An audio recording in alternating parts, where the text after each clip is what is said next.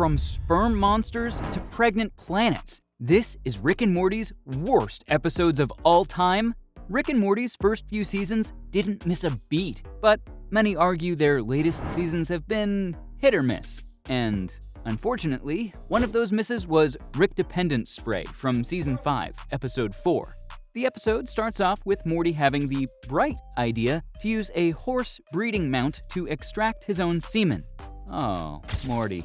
No. And things, as expected, quickly go off the rails when Rick mistakes the semen for horse sperm and tries to use it to create a weapon. Rick and his sick mind. The weapon results in the creation of sperm monsters that threaten the entire country, leading to a bizarre and confusing adventure that kinda left us all scratching our heads.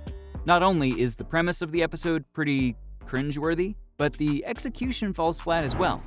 The jokes feel forced and the pacing was off, making it feel like a chore sometimes to get through, which isn't the way we usually feel when watching Rick and Morty. Along with that, many fans felt the animation was lackluster, and the overall episode just felt like a lazy attempt to shock and disgust viewers, which really isn't Rick and Morty's style. And taking that into account, it's no wonder that Rick Dependence Spray was one of the lowest rated episodes of the entire series. Another episode that didn't break the charts was the Gotron Geresis Rickvangelion, which was Season 5, Episode 7. This episode has been regarded as one of the worst episodes of the series to date by some viewers. The plot was confusing, convoluted, and lacked the usual wit and humor that fans have come to love the show for. The episode tried to parody the popular anime series Neon Genesis Evangelion while also incorporating elements of Voltron, but it clearly missed the mark. With multiple storylines running at once, there wasn't much substance to any, and it made it hard to keep track of what was happening at times. The characters, who are usually well-developed and likable, were reduced to caricatures of themselves. Summer, who is usually a strong, independent character but also shows care for her family, became power-hungry and greedy, firing her parents on a whim and alienating her brother Morty. No, we're here to talk shit about your sister because she just fired us. Even Rick, who is usually the most interesting and complex character, even in the more dull episodes, was reduced to a one-dimensional shell of himself. Drunk. Well, drunker than usual, collecting Gotron ferrets. The episode's attempt to parody Neon Genesis Evangelion fell flat, and the references to Voltron felt forced and out of place. The overall tone of the episode was dark and depressing, which is fine because Rick and Morty do dark and depressing well, but the episode lacked the usual humor and wit that fans have come to expect from Rick and Morty, and instead felt like a confused and messy attempt to cash in on the popularity of anime. The episode was not well received by fans or critics, and it currently holds one of the lowest ratings on review sites like Rotten Tomatoes and IMDb. It is clear that the writers of Rick and Morty took a misstep with this episode.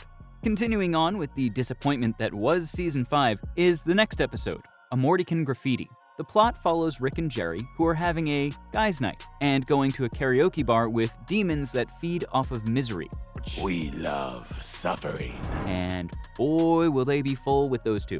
Meanwhile, Beth asks Jerry to watch Morty and Summer while she works on some personal things. Morty invites Bruce, who is a new student, in an attempt to impress him with interdimensional cable and wine, but they end up taking Rick's car on a joyride. The car, which has a mind of its own, plans to show Rick everything when he returns, using the time it has left to do whatever it wants, and blame it all on the duo. The car uses a solar system as bait to catch and kill a gigantic, godlike alien, then declares itself bored. It lets the kids get a meal before it takes them home, and lets Rick punish them. The episode had a weak plot, and failed to deliver the famous humor that Rick and Morty are known for. The interactions between the demons and Jerry had a lot of potential, but the execution wasn't funny or engaging, and the subplot of Morty trying to impress Bruce with interdimensional cable fell flat. Additionally, the Cars storyline was pretty dull and didn't add anything of value to the episode. Given the success of Interdimensional Cable, it was only natural that the show would attempt a follow-up episode. Unfortunately, Interdimensional Cable 2, Tempting Fate, was met with a mixed reception. While the episode wasn't a complete disaster, it didn't quite live up to the high bar set by its predecessor. Critics noted that the episode lacked the same level of improvisation and unpredictability as the original, and some felt that the jokes and skits were not as funny or inventive. Perhaps the biggest issue with Interdimensional Cable 2 is that it was simply trying too hard to recapture the magic of the original. The episode was so self-aware that it even had a subtitle that acknowledged the inherent risk of attempting to recreate the success of the first episode. In many ways, the show was setting itself up for failure by trying to replicate the exact same formula that had worked so well before. That being said, there were still some highlights in Interdimensional Cable 2, and even though it wasn't by any means a terrible episode, as a whole, it failed to capture the same sense of spontaneity and hilarity as the original. Ultimately, the lukewarm reception to Interdimensional Cable 2 might indicate the difference in the show's earlier seasons, in the more recent seasons, and how they just can't recreate that magic. While fans would love to see a third entry in the series, it seems unlikely that the show's creators will attempt it, given the mixed response to the second episode. Still, the original Interdimensional Cable remains a fan favorite and a shining example of how great the show's creative and unconventional storytelling can be. Our last episode, although it was creative, it couldn't really fit all the pieces together. Rick and Morty's episode, Childrick of Mort, in Season 4, Episode 9, struggles with its Jerry-centric storytelling, resulting in an episode that fails to connect with audiences even despite its interesting plot. The show has a history of making Jerry the butt of many jokes, which has worked perfectly for many years, but when the show tries to focus on him, it often fails to deliver. The episode sees Rick abandoning his responsibilities and pushing them onto Jerry, a move that seems extremely out of place, and the core plot involves a planet that becomes pregnant, because why not? It starts off intriguing and full of potential, but it falls flat due to the lack of focus on the central storyline. While the episode has some great moments, such as the introduction of Gaia and the subsequent birth of her children, the narrative becomes bogged down by Jerry's struggles to take on his new responsibilities, and the side plot with Morty and Summer, which wasn't very engaging. The episode attempts to empower Jerry, but it feels forced and disconnected from the rest of the plot.